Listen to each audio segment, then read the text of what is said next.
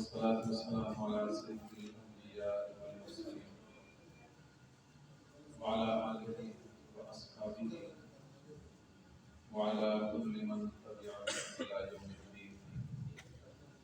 أما بعد. محترم سامعین کرام، عبادت کیسے بنتی ہے اس کا آج ہم 20واں سبق پڑھنے جا رہے ہیں۔ انسان کی عادتوں میں سے یہ عادت ہے کہ وہ اپنے بیمار رشتہ داروں سے، اپنے عزیز و اقارب سے، اپنے دوست احباب سے عادت کرنے کے لیے جایا کرتا ہے، کیونکہ انسان کبھی بیمار بھی ہو جاتا ہے، اس کی حالت دریافت کرنے کے لیے جانا یہ ہر انسان کی عادت ہے۔ اس عادت کو اگر ہم اپنی مرضی سے، اپنے طور طریقے سے پورا کریں گے تو یہ عادت رہے گی، عبادت نہیں بنے گی۔ لیکن اگر ہم اس کو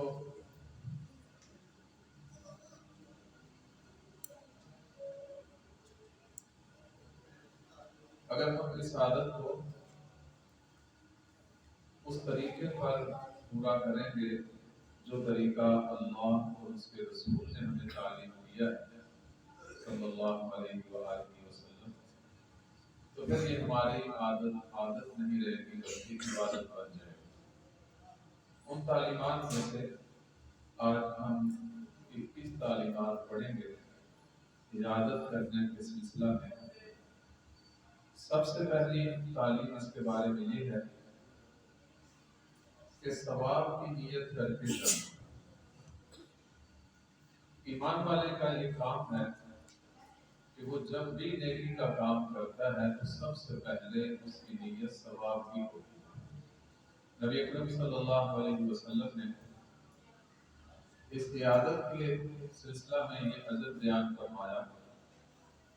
مسلم شریف کی روایت ہے کہ جو شخص مریض کی عیادت کرتا ہے تو وہ واپس لوٹنے تک جنت کے باغات میں رہتا ہے۔ اتنی بڑی اس کی سعادت ہے کہ مریض کی عیادت کرنا، تو اس کی نیت کر کے جانا۔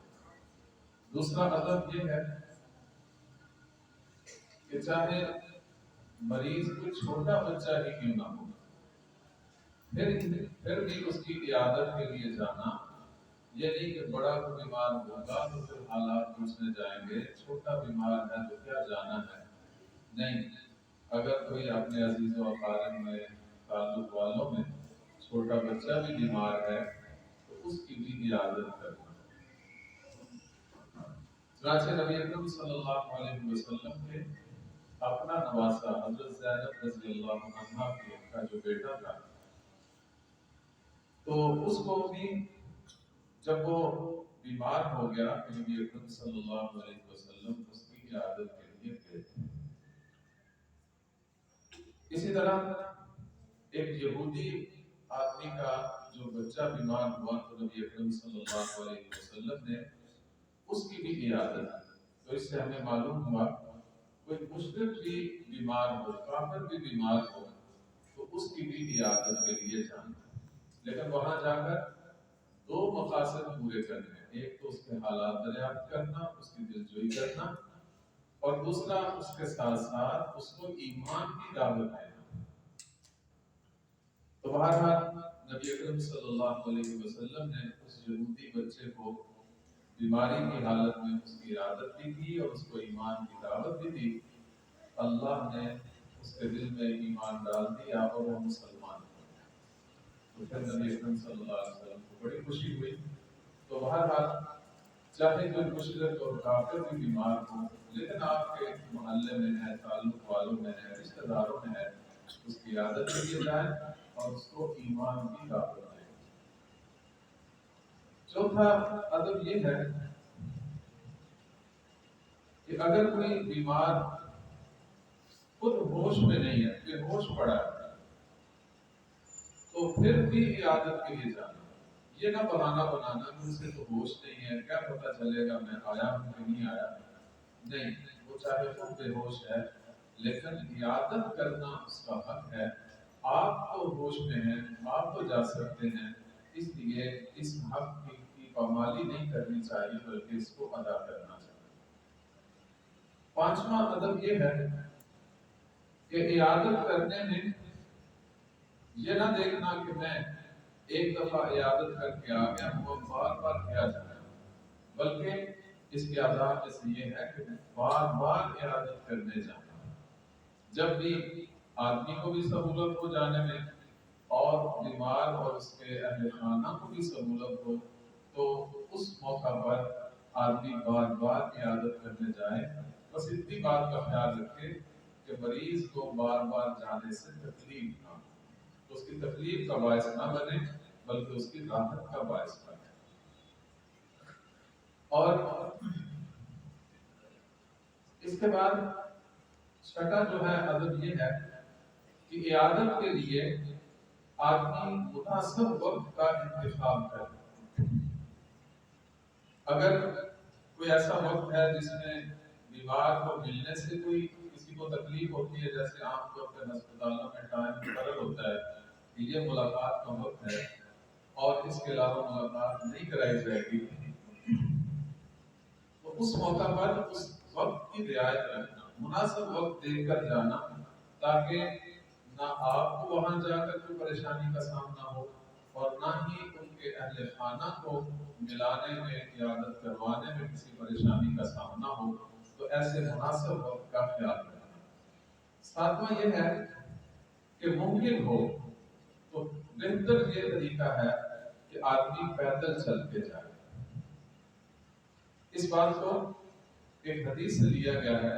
حضرت جابر رضی اللہ تعالیٰ عنہ بیمار ہوئے تو وہ فرماتے ہیں کہ نبی اکرم صلی اللہ علیہ وسلم میری عیادت کرنے آئے، لیس براکی ببغل ولا برزونا، کہ نہ نبی اکرم صلی اللہ علیہ وسلم خچر پر سوار تھے نہ گھوڑے پر سوار تھے، پیدل چل کے آئے.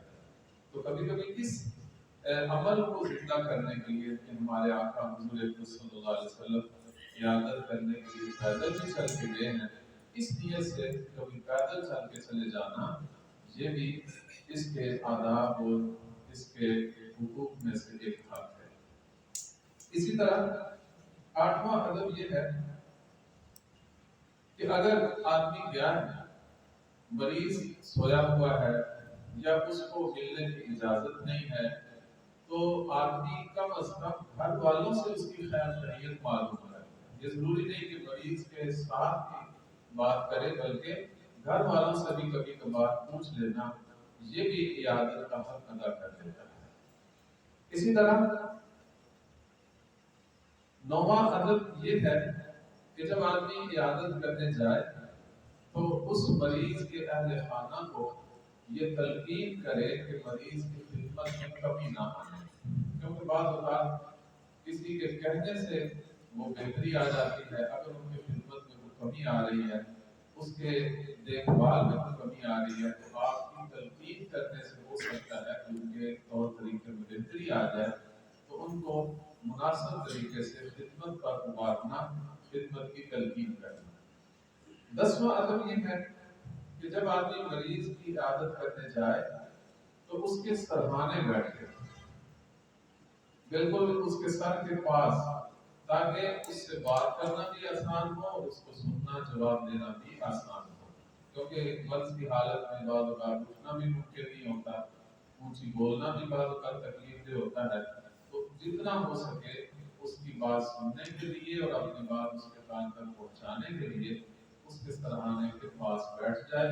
اور یہ بھی نبی اکرم صلی اللہ علیہ وسلم کے طریقوں میں سے ایک طریقہ ہے. 11واں ادب یہ ہے کہ جب مریض کی عیادت کرنے جائے تو ظاہر ہے کہ بعض اوقات ایسی بیماری آتی ہے کہ مریض نا امیدی کی حالت میں چلا جاتا ہے، تو اس کو اللہ کی رحمت کی امید دلانا، اس کو اللہ تعالیٰ کے رحمت کی باتیں سنانا اور اس طرح کی باتیں کرنا کہ آپ کی بیماری آپ کے لیے طہارت کا باعث ہے. جیسے کہ ایک ایک دعا بھی آتی ہے لا بأس طہور انشاءاللہ، کہ آپ کے اس بیماری سے جو آپ کو تکلیف ہو رہی ہے، امید ہے کہ اللہ تعالیٰ آپ کے گناہوں کو دھو رہے ہوں، آپ کے گناہ معاف کر رہے ہوں، تو اس کو اس طرح امید کی طرف لے کر آنا اور یہ کہنا کہ انشاءاللہ اللہ نے چاہا تو آپ ضرور صحت مند ہو جائیں گے، صحت یاب ہو جائیں گے، نا امیدی کی کیفیت سے نکالنا۔ بارہواں ادب یہ ہے کہ مریض مرض کی حالت میں بعض اوقات اللہ تعالیٰ کے ہاں اتنا قریبی تعلق حاصل کر لیتا ہے کہ وہ مستجاب الدعوات بن جاتا ہے، تو اس کے لیے اس کے پاس جا کر اپنے لیے دعا کروانا کہ آپ میرے حق میں دعا کر لیں کہ میرے کوئی کام رکے ہوئے ہیں یا میری دنیا اور آخرت بہتر ہو جائے، تو ایسی جامع دعا کی اس کو درخواست کر دینا کہ آپ میرے لیے دعا کریں۔ نبی اکرم صلی اللہ علیہ وسلم ایک عورت کی جو ہے عیادت کرنے کے لیے تشریف لے گئے، ابو داؤد شریف کی روایت ہے، تو فرمایا کہ اے ام اعلیٰ خوشخبری قبول کر، اس لیے کہ مسلمان کی بیماری اس کے گناہوں کو اس طرح دور کر دیتی ہے جس طرح آپ سونے چاندی کی میل کو دور کر دیتا ہے۔ تو جب وہ گناہوں سے پاک ہو گیا ہے تو اب اس کی دعائیں اور بھی زیادہ قبول ہونے کے لائق ہو گئی ہیں، تو ایسی صورت میں اس سے دعا کی درخواست کرنا۔ اس کے علاوہ 13واں ادب یہ ہے کہ مریض کے ساتھ جا کر ہمدردی کا اظہار کرنا، اس کے لیے اپنے یعنی اس کی بیماری کی وجہ سے اپنی پریشانی اپنا قلب کا اظہار کرنا کہ آپ کے بیمار ہونے سے میں بہت پریشان ہوں، اللہ تعالیٰ آپ کو صحت عطا فرمائے، آپ پھر صحت مند ہو کر ہمارے درمیان دوبارہ چلیں پھریں، اس طرح اپنی ہمدردی کا اظہار کرنا، یہ اس کو امید میں لائے گا اور اس کے لیے جو بوجھ ہے، جو اس کی ناامیدی کی کیفیت ہے وہ ختم ہو جائے گی۔ اس کے بعد 14واں ادب یہ ہے کہ مریض سے براہ راست اگر ممکن ہو تو اس سے حالت پوچھنا کہ اب آپ کی حالت کیسی ہے، لیکن ایک ہی بات کو بار بار نہ کرنا، کیونکہ مریض بعض اوقات چاہے وہ صحت مند حالت میں باتیں بار بار برداشت بھی کر لیتا تھا، لیکن مرض کی وجہ سے بعض اوقات آدمی اتنا اکتا جاتا ہے کہ اس کے ایک ہی بات اگر بار بار ذکر کی جائے تو ہو سکتا ہے کہ وہ ناراض ہو جائے، اس کو تکلیف ہو، تو بار بار نہیں پوچھنا لیکن اس سے براہ راست حالت پوچھنا۔ یہ جو میں نے پہلے کہا تھا نا کہ بار بار عیادت کرنا، اس کا یہ مطلب نہیں کہ ایک ہی ملاقات میں 10 دفعہ پوچھنا کیا حال ہے کیا حال ہے اور سناؤ کیا حال ہے، مطلب یہ ہے کہ ایک دفعہ جا کے واپس آنا پھر جانا، اس سے تعلق کا اظہار ہوتا ہے۔ لیکن جب ایک دفعہ حالت پوچھ لی ہے تو ایک ملاقات میں بار بار اس کو ایک ہی بات دہرا کر نہ پوچھنا تاکہ اس کو کسی قسم کی پریشانی لاحق نہ ہو۔ اس کے علاوہ مریض کا اجر و ثواب اس کو بتانا کہ آپ کے مرض کی وجہ سے آپ کے گناہ چڑھ رہے ہیں، اگر گناہ نہیں ہے تو درجات بلند ہو رہے ہیں، کیونکہ مومن کا یہ اللہ تعالیٰ نے مقام رکھا ہے کہ اگر اسے کانٹا بھی چبھے تو اللہ تعالیٰ اس پر بھی اس کو اجر و ثواب عطا کرتا ہے۔ اگر بیماری ہے جس میں تکلیف بہت ہو رہی ہے تو اس پر اور زیادہ اس کو اجر و ثواب کی امید دلانا۔ اس کے بعد 16واں ادب یہ ہے کہ اگر کوئی بیمار غیر محرم نہیں ہے، اپنے مرد اگر عیادت کرنے جا رہا ہے اور مرد ہی بیمار ہے تو اس کو دعا دیتے وقت اس کے جسم پر ہاتھ رکھنا، مثلا سینے پہ ہاتھ رکھ دینا، پیشانی پہ ہاتھ رکھ دینا یا اس کے ہاتھ پہ ہاتھ رکھ دینا، تو شرط ہے کہ غیر محرم رشتہ دار نہ ہو۔ تو یہ بھی طریقہ نبی اکرم صلی اللہ علیہ وسلم سے ثابت ہے۔ اس کے علاوہ جو اگر کسی مریض کے ہاتھ پیر سن ہو جاتے ہیں، یہ مریض کے لیے یہ ایک طریقہ بتایا گیا ہے کہ اس وقت وہ درود پاک پڑھے۔ عام طور پر ہمارا بھی بعض اوقات بیٹھے بیٹھے پاؤں نیچے تھا تو وہ سن ہو گیا، ٹانگ سن ہو گئی، ہاتھ پہ ٹیک لگا کے بیٹھے تھے ہاتھ سن ہو گیا، تو اس کا بہترین علاج یہ ہے کہ آدمی درود پاک پڑھے۔ درود پاک پڑھنے سے یہ جو عضو سن ہو جاتا ہے اس کے اندر دوبارہ راحت اور سکون میسر ہو جاتا ہے۔ اس کے علاوہ مریض کے لیے جو آپ دعا پڑھتے ہیں اس کے لیے ایک دعا ابو داؤد شریف میں آتی ہے، نبی اکرم صلی اللہ علیہ وسلم ارشاد فرماتے ہیں کہ جس شخص نے ایسے بیمار کی عادت کی جس کی موت کا وقت قریب نہیں آیا، اس کے پاس 7 مرتبہ یہ دعا پڑھے، اسأل اللہ العظیم رب العرش العظیم ان یشفیک، تو اللہ سبحانہ وتعالی اس بیماری سے اسے شفا نصیب کرتے ہیں۔ یعنی اس سے کبھی امید ہے کہ اگر موت کا وقت نہیں نہ آیا تو اس بیماری سے اللہ ضرور اس کو شفا عطا فرمائے۔ تو یہ دعا میں نے لکھی ہے، میرے ساتھ ذرا اس کے الفاظ پڑھ لیجئے۔ اسأل اللہ العظیم رب العرش العظیم ان یشفیک۔ اب یہ فرق یہ ہے کہ اگر مرد بیمار ہے تو ان یشفیک پڑھنا ہے، اور اگر عورت ہے تو ان یشفیکی پڑھنا ہے۔ بس کاف کی زیر سے عورت والا معنی آ جائے گا، اور اگر زبر پڑھیں گے تو مرد والا۔ تو بہرحال اس کا ترجمہ یہ ہے کہ اسأل اللہ العظیم، میں سوال کرتا ہوں اس اللہ سے جو بہت بڑا ہے، رب العرش العظیم، عرش عظیم کا رب ہے، مالک ہے۔ کیا سوال کرتا ہوں؟ ان یشفیک، کہ اللہ تجھے شفا عطا فرمائے۔ یہ 7 مرتبہ دعا پڑھ کر بہتر تو یہ ہے کہ اس کے ماتھے پہ ہاتھ رکھا جائے اور یہ دعا پڑھی جائے۔ انشاءاللہ اگر اس کی موت کا وقت قریب نہیں آیا تو اللہ تعالیٰ اس دعا کی برکت سے اسے ضرور شفا عطا فرمائیں گے۔ اور اس کے بعد مریض سے من پسند چیز پوچھ لینا کہ اس وقت آپ کو کیا دل کر رہا ہے، کیا کھانا چاہتے ہیں۔ اگر تو وہ اس کی بیماری میں اس کو نقصان ہے نہ ہو تو وہ مہیا کرنا اپنی استطاعت اور طاقت کے مطابق۔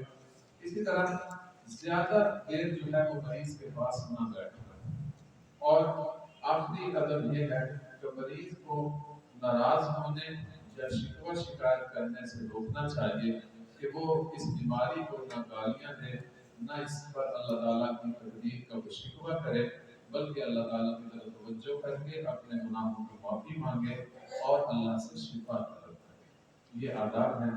اللہ تعالیٰ ہم سب کو اپنی ان عادتوں کو عبادت میں ڈالنے کی توفیق عطا فرمائے۔ وآخر دعوانا الحمدللہ۔ سب مریض کی عیادت کے لیے جو پھولوں کا گلدستہ لے کر جاتے ہیں، کیا اس کو بھی کوئی؟